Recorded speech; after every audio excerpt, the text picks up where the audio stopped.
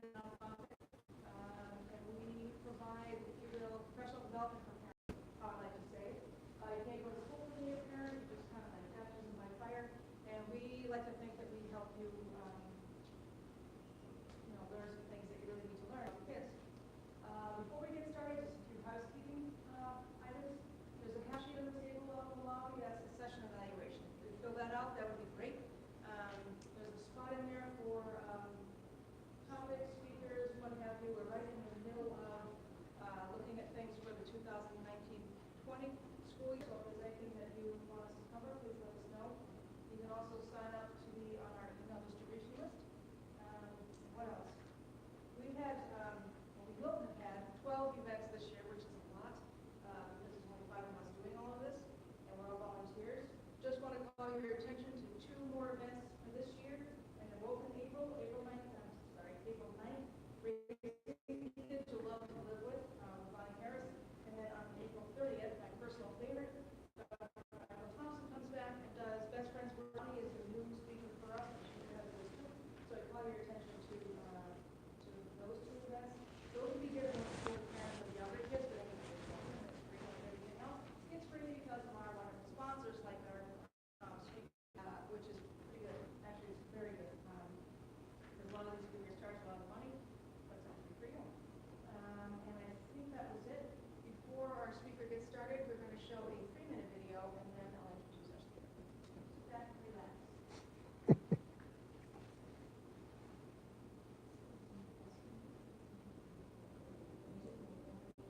Family is at the core of everything we do. Your children's life, without you in it, is scary. And I know that because I'm a dad. I have 2 daughters. And my wife and I have thought all the way through all of the same issues that we walk our clients through. The idea was to create a firm that would help families. We were a young family. We were feeling our way through parenting. I really wanted to work with people who are like me, who are young parents, and so kind of fell naturally into estate planning and estate planning for families with young kids.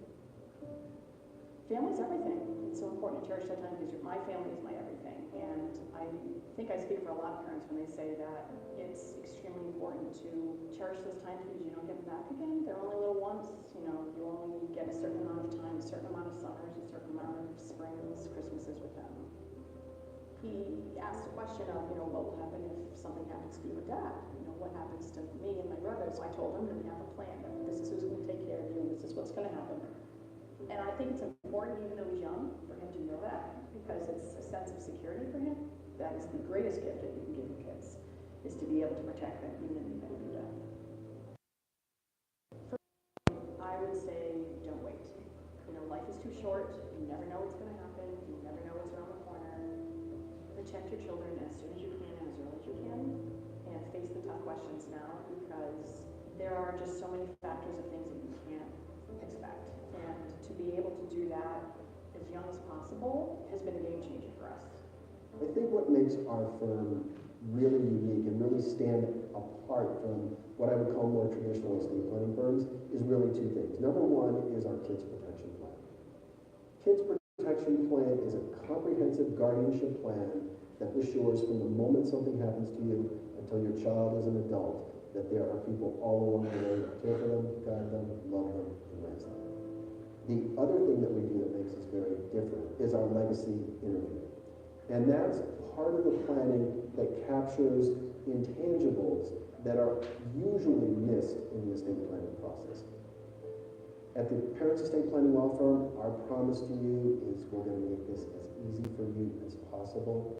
We're going to make the meetings as easy for you as possible. It's very simple. We're going to walk you through, here's where you are, and then we're going to help you to get from where you are to where you want to be. That plan in place means that I can put my head on the pillow and sleep at night. We are able to plan and do things for our future moving forward because of the plans that we put in place now.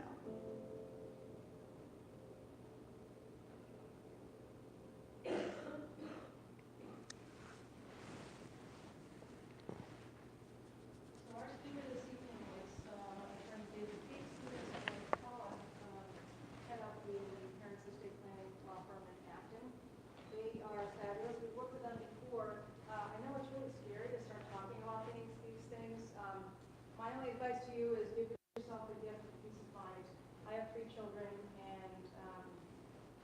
know what will happen if God forbid something happens to me. I know what will happen to them. And right on that. So please help me welcome David Fuchs.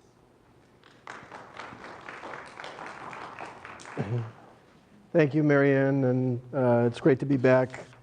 And thank you to the Westford Parents Connection for inviting us again. I'm going to take these off, which means I'm not going to be able to see any. I can see you generally, but I have one reading lens in, one distance lens in, which means in low light situations I can't make out fine details. So if I'm looking at you without seeming to look at you, please forgive me.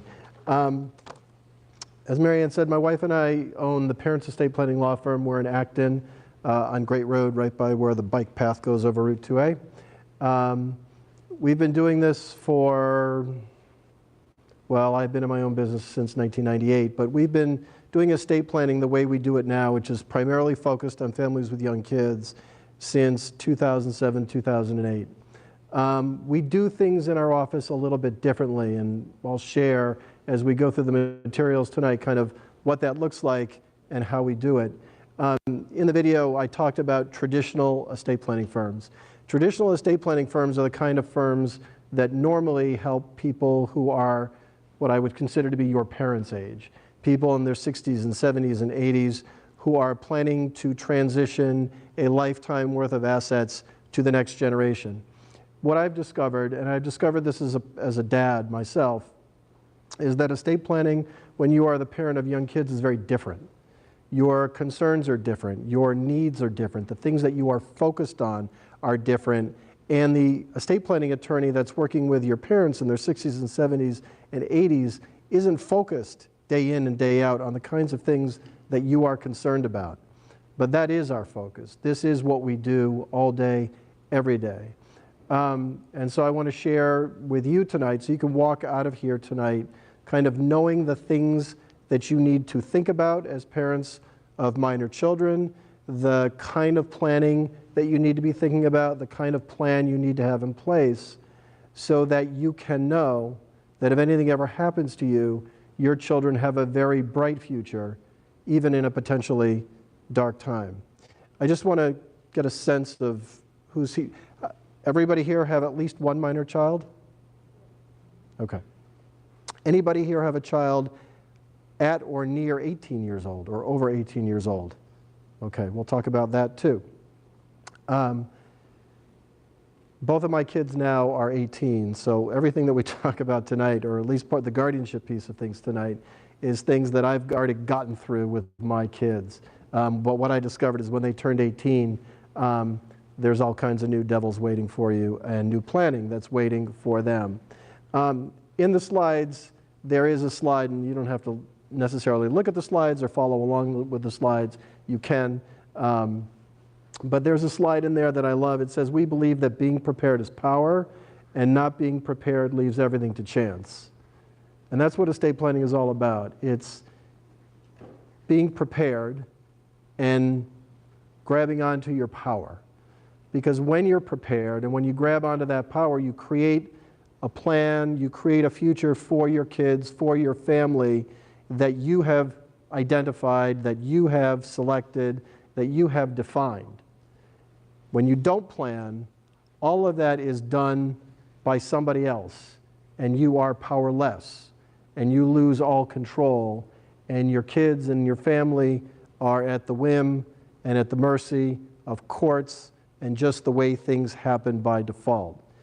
Most people don't like the way things are going to happen by default, and we're going to talk about what that looks like for things to just happen by default. But very few people I ever sit with and talk to say that that's okay. So what I want to walk you through tonight is helping you to get really, really clear on what happens to your kids if something happens to you. And what I mean by if something happens to you, if you're a single parent, it's what happens if something happens to you. If you're married, we're really talking about what happens if something happens to both parents. So I want to help you to get clear on what happens if something happens to you, what happens to your kids, who will take care of them, who will make the decisions. Then I want to help you to get really, really clear about what happens to your assets if something happens to you. And again, if you're married, if something happens to both of you. What's going to happen by default? What process your assets are going to have to go through? What that looks like in terms of time and expense? What the potential impact of estate taxes is going to be on the assets you're leaving behind for your kids, for your family. And then I want to help you to get very, very clear about what's going to happen if you don't die. What happens if you become incapacitated and you don't have a plan in place? Who will make decisions for you? How will those people get decided in terms of healthcare and legal and financial decisions? And then once you understand and once you know what it looks like when you have no plan and you get really clear about that, that is what allows you to step into your power and know what it is that you want for your family, what a plan should look like for your family, who you want taking care of your kids, how you want your assets to be handled, how you want them to be transferred, who you want to make decisions for you if you're incapacitated, and how you want that to be. But you can't get to where you're going until you know where you are. So let's start where you are. And Paula is reminding me that when you came in, all of you got a blue folder. There's a bunch of stuff in the blue folder. It's been a while since I've looked in the blue folder, but there's probably going to be two important things in the blue folder. If you want to follow along, there's a set of the slide deck is in there. I prefer to be decidedly low-tech. In my office with my clients, I am decidedly low-tech. There is no electronics in our conference room. There is no TV screen in our conference room. I write with a Sharpie and paper upside down. But there is the slide deck in there. We're not using the PowerPoint behind us tonight. The other thing that's in there is it's either a gray or a tan sheet. Keep that sheet handy and keep a pen handy. And if you don't have a pen, just wave at Paula and we'll get you a pen so you have something to write with. The gray sheet will help you, number one, it'll help you to understand what the issues are for you as we go through things. Number two, it'll help you to get more information from our firm, from our team, even beyond tonight. There's only so much we can talk about estate planning in 45 minutes to an hour. Believe me, I could stand here for 2 hours and talk about estate planning, but you probably wouldn't like to sit here for 2 hours and listen to me talk about estate planning. But some of you are going to walk out of here tonight and questions are going to arise for you, and so the gray sheet is a way for you to help you to connect with us. And the very last reason is because when we do presentations like this, we always have something to give away, and so that gray sheet is going to serve as a raffle ticket by the time we get to the end of things. So let's start to help you get really clear about what's going to happen to your kids. I should probably take one more survey before we get started. How many of you have some level of plan in place? How many have a will or have named guardians for your kids? A couple of you. Anybody have a healthcare proxy or a durable power of attorney? A couple of you. Okay. That just helps me to kind of know where to know where we are. So the starting point is to talk about your kids. What happens to your kids if something happens to you? Who steps in to take care of them? Who raises them? Who loves them? Who guides them the way that you would if you were still there? And the reality is, if you don't have a plan in place, the courts are going to step in and decide who raises your kids. A probate court judge is going to decide who's going to raise your kids. And it may be somebody you know. It's probably going to be somebody you know, but it may be somebody you want. It may be somebody you don't want. There may be a bunch of people, more than one person in your family, who would step forward and say, I want to be the guardian of those children or that child. And that person may step forward and file a petition with the court, and the court will evaluate whether or not that's a good person. And that person may be exactly who you want, but for a lot of people, that would be a person that somebody doesn't want. Lots of my clients have people in their immediate families that they know they don't want to be the guardian of their kids under any circumstances. But again, with no plan in place, you've lost control of this. And that's why guardianship is so important. Now, most parents, and what I want to get you thinking about tonight is to be thinking about guardianship in two different time frames. To be thinking in terms of long term, which is the way most parents are thinking about guardians.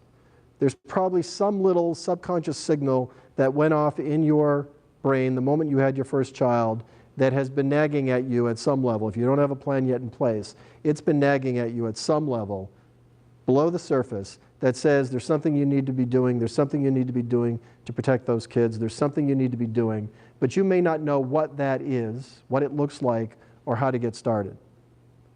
So most parents have given some thought to who would take care of my kids if I'm not there or if we're not there. And I want to circle back around to that, but the place I want to start tonight around guardianship is a different time frame that most parents never think about. And because they never think about it, they don't plan for it. And most traditional estate planning attorneys don't help you to plan for it because, as I said before, they're more focused on clients in their 60s and 70s and 80s whose kids are already grown. And the other time frame is the short-term time frame. And I'm just going to lay out a quick scenario for you. So I want you to picture this in your mind, and then we'll see where this ends up. So I want you to imagine that your kids are at home. It's a Saturday night, and you and your spouse have gone out to dinner and a movie. Your kids are home. Either they're old enough to take care of themselves or be by themselves, or you've got them with a babysitter, but somebody who's not a member of your family. Your kids are home with a babysitter or by themselves. Go out to dinner and a movie. On the way home, you get in a car accident. And a police officer shows up on your front doorstep. And the door opens, and on one side of the door is a police officer. On the other side of the door is either your babysitter or your kids. And there's no plan. Anybody have any idea what's happening next in that scenario where there's no plan? Child Protective Services. Thank you. Then what happens next in that scenario is the Department of Children and Families, what used to be known as DSS, gets called in. Because the police won't leave your kids home alone when they know something has happened to you. They will not leave your kids with a babysitter who doesn't have any legal authority to be with your kids when they know something has happened to you. They won't let your kids go to your neighbors, who the police don't know, if they know something has happened to you. And so what they'll be forced to do is call in the Department of Children and Families, and a DCF caseworker will show up at your house, and your kids will be removed from your home and placed essentially in the custody of strangers until three things can happen. Until your closest family member or your guardian can be identified, until that person or those people can be notified, and until they can arrive and take over the care of your kids. Now, when my kids were young, they're adults now, but when they were young, they spent a lot of time with our teenage babysitter. Mom was the school nurse, responsible kid. Paul and I used to go out on a standing date night every other Thursday night. But our babysitter, as great as she was, did not know that my sister and my brother-in-law in Connecticut were our long-term guardians. And the kids were not old enough then to be able to articulate that somebody needed to call Aunt Kate and Uncle Bill and get them up from Connecticut because they were the long-term guardians. And in any event, it would have taken them 2.5 hours to drive up to where we lived. And I'm the estate planner, I realized coming home one night from one of our date nights that here's this big gap in our plan. And what we decided as parents is that we could never allow that scenario to happen. We could never allow our daughters to be removed from our home and placed in the hands of strangers, not even for a moment. So I had to figure out how to fix that gap in my own plan. And I figured it out. And I built it into my plan, and I built it into the plans of all of our clients. And it's one of the reasons that we go out in the community on evenings like this and help parents to understand the things they need to be thinking about and the questions they need to be asking to make sure that their kids are protected no matter what. Now, the scenario that we just laid out there is a very, very easy one to avoid. All it requires is identifying people who live close to where you live and giving them the legal authority to be with your kids on a short-term basis until your long-term guardians can arrive and take over. Your friends, your neighbors, the people who live in a 15 or 20-minute travel radius around your house. Just draw a 15 or 20-minute travel circle around your house and think of all the people who live within that circle. These are the people that you can identify as short-term guardians, or what we refer to as first responders, and those people can come over to your house quickly, people that you know and trust, people your kids know and trust. And now, with a plan like that in place, you know that if anything ever happens to you, Your kids will never be removed from your home and placed in the hands of strangers because you've got people close by who can step in until your long-term guardians can arrive and take over. So that's the piece most parents never think about. So hopefully if you walked out of here tonight with nothing else, it would be the understanding that that's something that you need to be thinking about and planning for, and now you can get started on planning for that if you have not built that piece in.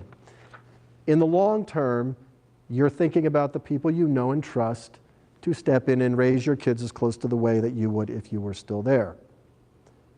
Now that's very easy for me to say standing here. My kids are over the age of 18. My youngest just turned 18 last November. I don't need guardians anymore. And when they needed guardians, I had my sister, my brother-in-law were the perfect people to raise my kids if my wife and I weren't there. But I recognize that for a lot of people, identifying who they want to step in and raise their kids, if they're not there, is the hardest decision you'll ever make, and it's the hardest decision you're trying to make. And I recognize that that's a barrier to getting the planning done. Yeah, I really want to get this done, but I can't figure out the guardianship piece. I'll talk more about that when we get to the end, but here's a little hint. No one has ever come into our office and walked out not being able to name guardians. Sometimes it just requires getting a third party in there to help you kind of work your way through it. And guardians can be anybody you want them to be. They can be family members, but they don't have to be. They can be close friends. There are no hard and fast rules about who can and should be a guardian for your child, only what is most important to you about how you want your kids to be raised. Because you're going to choose somebody that you know can step in and raise your kids as close to the way that you would if you were still there. But either way, it requires a plan. This doesn't happen by itself. You don't name guardians by having a conversation. You don't name guardians by writing it on a piece of paper as you're heading out to travel for the very first time away from your kids. And by the way, one of the biggest triggers of getting people to do their estate planning is the realization that mom and dad are about to travel on an airplane away from their kids for the very first time. I can't tell you the number of times that people have been signing estate plans in our office literally on their way to Logan Airport to travel for the very first time. The plan is a plan. It requires documents. It requires legal documents that say these are the people that we want to be the guardians of our kids. That is the only thing that a probate court will evaluate when it's time to approve guardians for your kids. And we'll talk about the formal ways you name guardians. It's not enough to have a conversation. You can't write it on a napkin. It's not enough to get agreement from the other people. This has to be formally documented. And we'll come back to talking about how you do that. So that's the piece about your kids, or who takes care of your kids. The next thing to be thinking about in terms of planning is what happens to your assets. What's going to happen to your house? What's going to happen to your bank accounts? What's going to happen to your investment accounts, the proceeds from your life insurance policies, and your retirement accounts? Again, if something happens to both of you. And again, we focus on what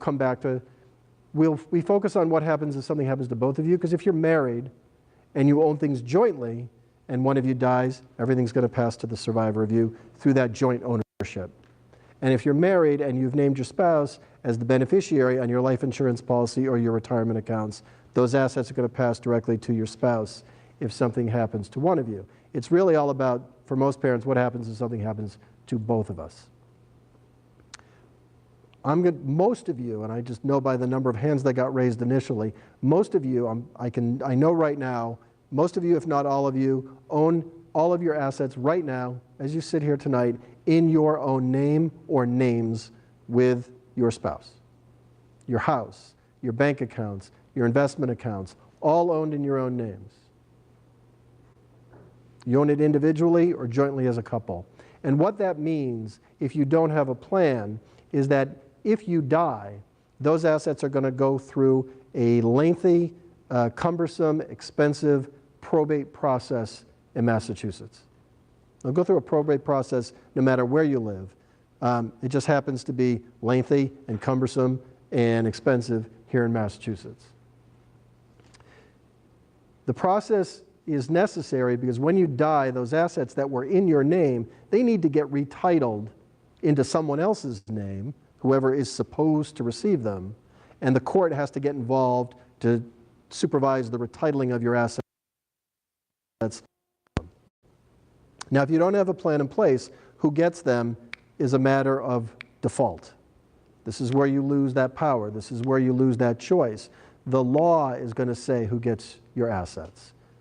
The Commonwealth of Massachusetts decides who gets your assets. Now, for most of you, the good news, the little tiny sliver of good news, is that your kids would be identified as your heirs at law if something happened to you and your spouse, and so your kids would get the benefit of your assets. But the bad news is how that's all going to happen. So if you don't have a plan, this is what probate looks like for you. By the way, if you do have a plan and it's a will-based plan, this is what probate's going to look like for your family, because wills are always probate documents. Wills always leave your family going through probate. Number one, in Massachusetts, it takes at least a year to probate an estate. If any of you have been through a probate with your parents or any family members, you understand that it's not limited to a year. It could be much longer than a year, but it's at least a year because that's how long your creditors are going to be given to make claims against the assets in your estate. So it's at least a year-long process that your family is dealing with. It's a potentially expensive process. We estimate somewhere between 2.5% and 5% of the fair market value of your assets are going to get chewed up in expenses in a probate process. Filing fees, publishing fees, accounting and appraisal fees, legal fees, executor fees, trustee fees, bonding fees. And when your kids are young, they can't receive your assets directly when they're under the age of 18, so the court has to appoint someone to manage those assets for them, and there's an expense in paying that person to do that for an extended period of time. So it's a long process, it's an expensive process, it's a cumbersome process for your family, and by that I mean your family won't have immediate access to your assets while they're going through probate. And if they need access for any reason, food, clothing, shelter, education, your family would need to get permission from the probate court first, and that can take weeks or months depending upon where in the process things stand. Again, when your kids are young, the court has to appoint someone to manage the money for them. If you have more than one child, the court very likely will name multiple people to represent each of your child's interests. They will not assume that your child's economic interests are exactly aligned, and so it may end up that each one of your children has a different guardian ad litem appointed by the probate court to represent the interests of that child. And your guardians will have to deal with these essential strangers to them. With no plan in place, by default, the law says your children are entitled to receive their share of the assets you left for them at the age of 18, whether or not you think that's an appropriate age, whether or not they would be financially mature enough to make wise choices about what to do with assets that were handed to them at the age of 18. You can imagine for just a moment who you were and what you were doing when you were 18, and whether or not you would have made significantly different choices in your lives if somebody had pushed a pile of money across the table toward you. And then finally, the last thing about probate is it's a very public process. Everything that gets filed in a probate court, which for Middlesex County is in Cambridge, everything that gets filed in the probate court is a public document. Anybody can wander into the probate court any Monday through Friday, 8:30 in the morning till 4 in the afternoon, and look at everything. Petitions for guardianship, who your kids are, where they live, who's taking care of them, what assets you owned at the time of your death, what the value of those assets are. And if your kids are getting to the age of 18, there are people who spend time in probate court looking to see when a soon-to-be 18-year-old is about to receive a substantial amount of assets. So that's by default, that is the process that your family is going to go through with no plan in place or with a will-based plan in place. Now, the good news is it doesn't have to be that way. Your family doesn't have to be stuck in probate court. They don't have to be there for a year or more. They don't have to endure the expense of it. They don't have to endure the cumbersome nature of it. They don't have to have a stranger managing that money for your kids. They don't have to have everything hanging out there in the public. And your kids don't have to be getting assets at the age of 18. All it requires is for you to create a plan. And not just any plan. Because remember, a will-based plan is going to pull you into that probate court process. And if keeping your family out of that process is a desirable outcome of your planning, you've got to plan a little bit differently. And the way you create your plan is by creating a trust. And for some of you, the word trust is going to sound a little bit scary because it's going to sound like now we're talking about the kinds of the things that rich people do. The reality is probably a little bit more than 95% of the clients that we work with in our office all day, every day. And that's because they self-select themselves into trust-based plans because they don't want their family to go through a probate court process. And the great thing about a trust is that it doesn't get in your way while you're still living. You still, even though you move your assets into a trust, you still have complete control over all of the assets that are in the house, and your bank accounts are still your bank accounts, and your investment accounts are still your investment accounts. And you live in your house and you pay the mortgage and the tax bill and you move money in and out of your bank accounts, and it's all yours to do with whatever you want. But the cool thing about a trust as part of your estate plan and having your assets owned in the name of that trust, which you still have complete control over, is that the assets that are owned in the name of your trust at the time of your death don't go through probate. Trust assets don't go through probate, which means your family doesn't have to deal with that whole court process. They bypass it entirely. No 12-month delay, no expense. Somebody you know and trust is managing those trust assets instead of a stranger being appointed by the court to manage it for your kids. The whole thing stays private. Your successor trustee is able to step in immediately and have near immediate access to all of your assets. So if a college tuition bill is due in 2 weeks, your family won't be scrambling to figure out who's going to reach into their pocket to pay that college tuition bill, or who's going to explain to Junior why he's not going to college this year because nobody could reach into their pocket and pay that tuition bill. Because while everything's going through probate, everybody's got to wait for the court to do its thing before they can get access to those assets. But with a trust in place, a successor trustee will be able to step right in and access the accounts necessary to do all of the things that need to be done for your kids. The other thing to know about assets is that, especially in Massachusetts, there's the potential of an estate tax being due on the value of your taxable estate, on the value of the assets you leave behind when you die. In Massachusetts, the threshold is set at $1 million. And that sounds like a lot until you understand what goes into that $1 million. The equity value of your house goes into that. Your bank accounts goes into that. Your investment accounts go into that. Your retirement accounts go into that. And here's the kicker for a lot of you. Go into that. So if you're sitting there right now, husband and wife, two $500,000 policies, because why wouldn't you? You've got kids to support in case you die. Two $500,000 policies, you're already at $1 million. You already have a taxable estate. Most of the clients that I talk to in this area have a taxable estate, and a lot of them, it's because of the life insurance. Once you go over $1 million in Massachusetts, there's an estate tax that gets applied. It goes in marginal brackets in Massachusetts. I'll give you some examples. At $1 million, that tax would be almost $39,000. At $1.5 million, that tax would be about $70,000. At $2 million, that tax would be $106,000, and it keeps going up from there. That's $39,000 or $70,000 or $106,000 that somebody is writing a check to the Department of Revenue in Massachusetts. That's money that's not retained for the benefit of your kids. It can't be invested to grow over time to be more for your kids. It's money that's going out the back door to do things that you don't care about, that don't help your family.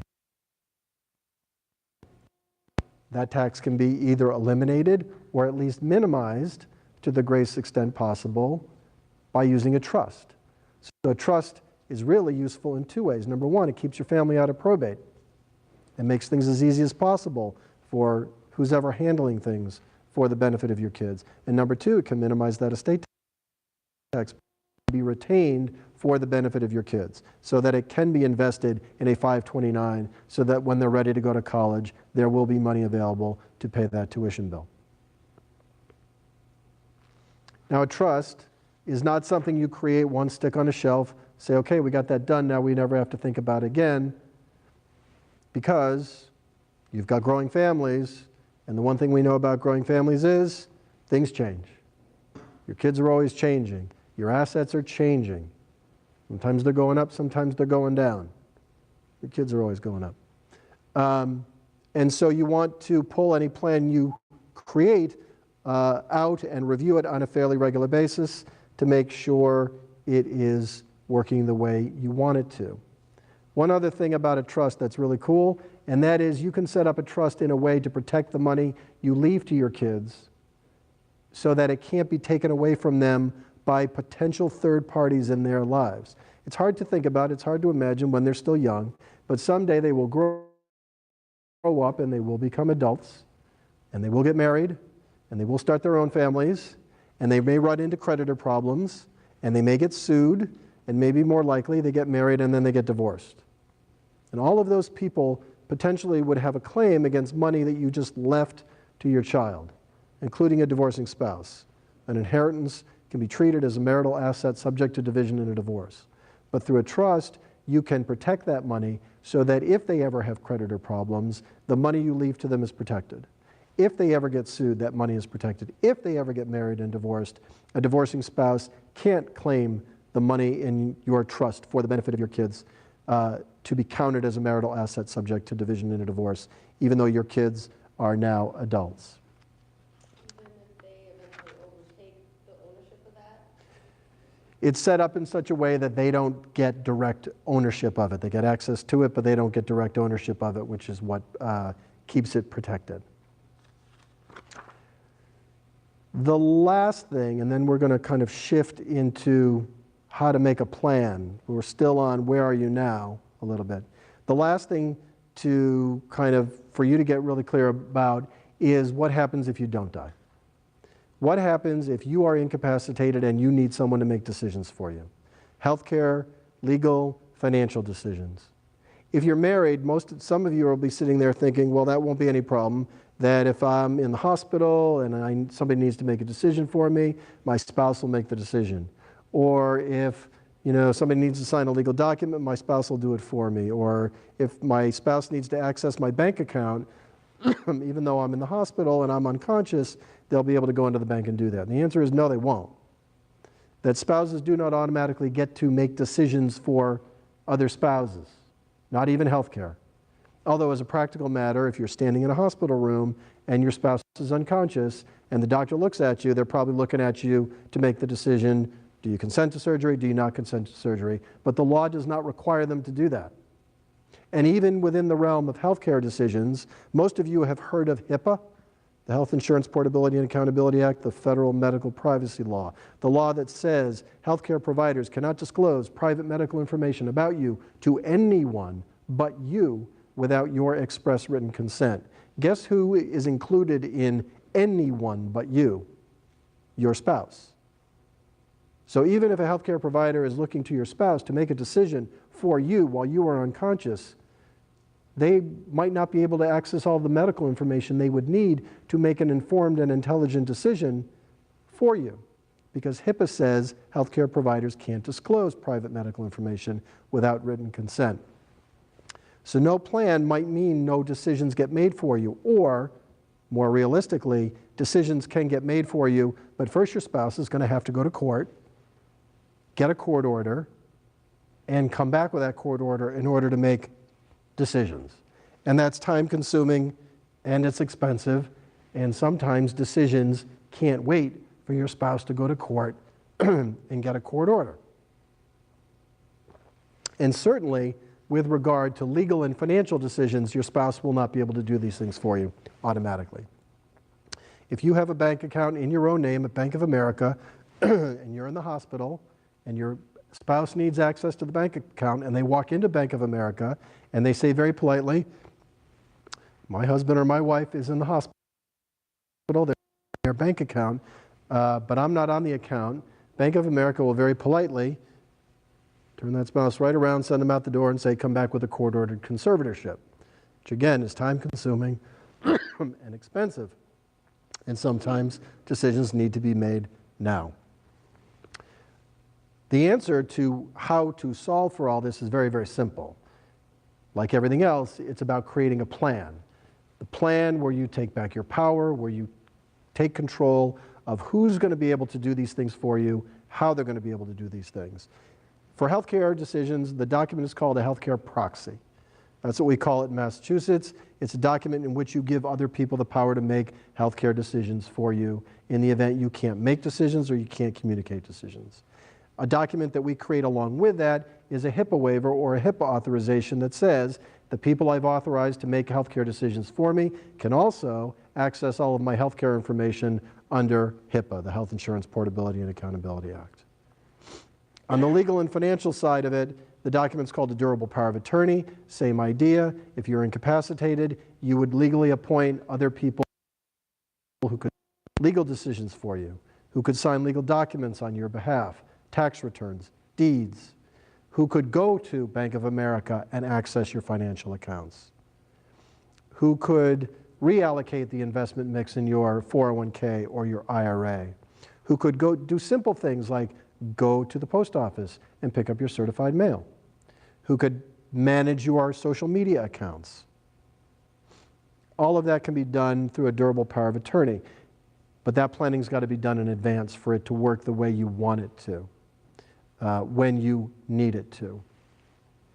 So those are the three categories that planning usually revolves around. That is what we would call the components of a foundational plan, a core plan. Naming guardians for your kids when they're under the age of 18, having a good plan in place for what happens to your assets if something happens to you, and having disability documents in place. By the way, those of you who have kids who are 18 or about to turn 18, once your child turns 18, they are a legal adult. You no longer can make decisions for them automatically as their parent. This is a very uncomfortable reality that we have to face up to when our kids turn 18, that suddenly people who used to talk to us very freely, their doctors, the guidance counselor at school, will no longer talk to us.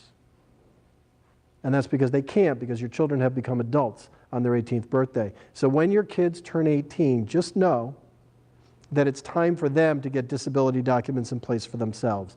They should have their own healthcare proxy. They should have their own HIPAA waiver. They should have their own durable power of attorney. So when your kids go off to college, if they get in an accident, they can name you as the parent as someone who can step in and make decisions for them, or someone who can step in and get access to the information, who can actually talk to their doctor, because otherwise their doctor won't talk to you. And who can step in and get access to their bank account if they're hurt when they're off at school or wherever they are. So know that when your kids are either 18 or heading that way. All right, so now we talked about what it looks like when you don't have a plan. So now let's talk about what it looks like and what are the pieces that you've got to have in place to have a good plan in place. And we'll walk through our 9 steps to kind of walk you through this. Step number 1, if you've got kids, young kids, step number 1 for almost every parent is to name long-term guardians for their kids. Again, the people you know and trust to step in and love and care for and raise your kids as close to the way that you would if you were still there. But as I said before, I recognize that that is one of the hardest decisions that you make as a parent, is who am I going to name as a guardian? Because for some of you, that's a relatively easy decision. The path is clear, there's obvious people, and for some of you, that path is not clear at all. And guardianship is maybe something that you have bumped up against more than once in the past. And it may be why you're here tonight, because you keep hitting this wall. There's nobody that's an obvious guardian in your family.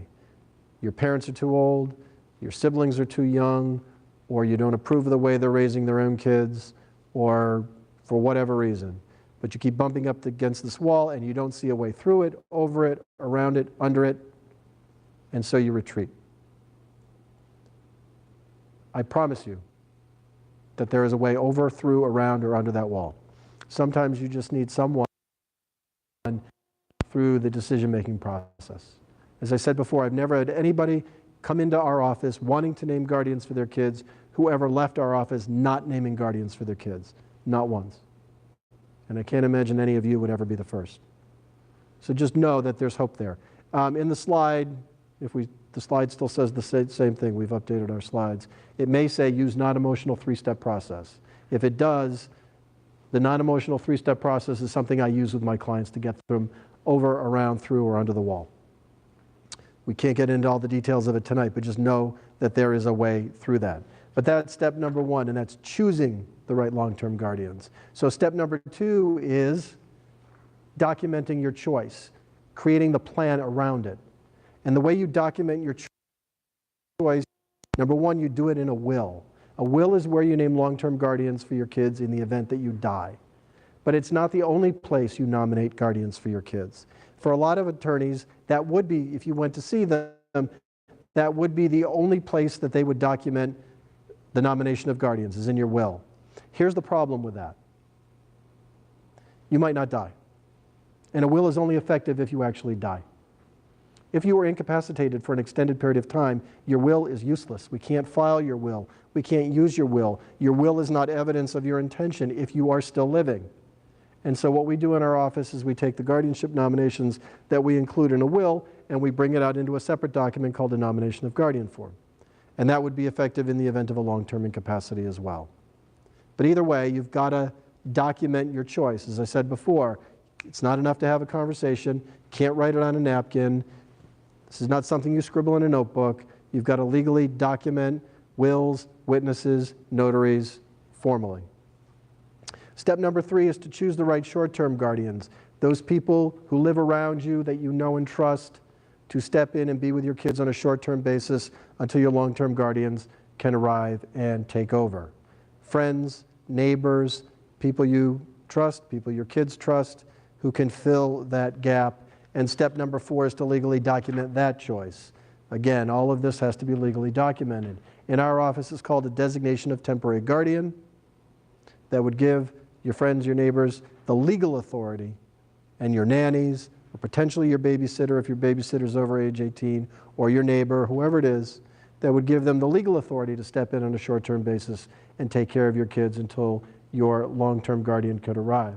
Step number five, give those short-term guardians the documentation and instructions on what to do if their phone rings at 11 o'clock on a Saturday night and either your kids or your babysitter is on the other end.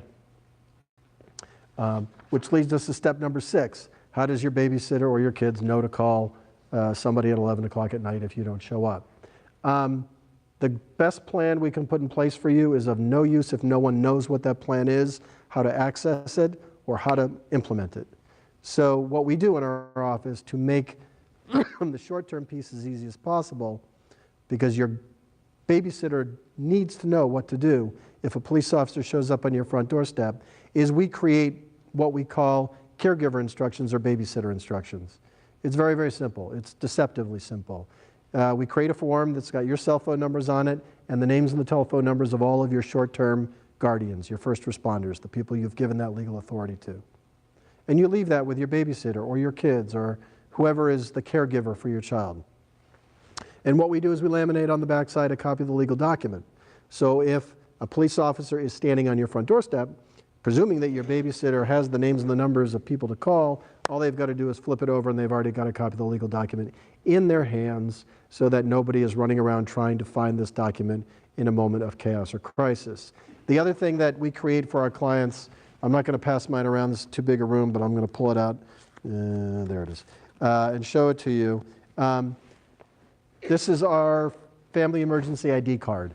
Every single one of our clients who has at least one child under the age of 18 is right now carrying one of these in their purse or wallet. There are hundreds and there's probably thousands of these walking around Middlesex County right now. My card, which is not totally needed anymore because my youngest is over 18, but she's still home alone a lot. And I like people to know that there are people who know she's there. It basically has got the names and the telephone numbers of everybody who had the short-term legal authority to step in and care for my kids while they were still young. And I still carry it around because right now she's home alone. And I use it as a prop when I go out and speak. This is something that you carry in your purse or wallet, which identifies you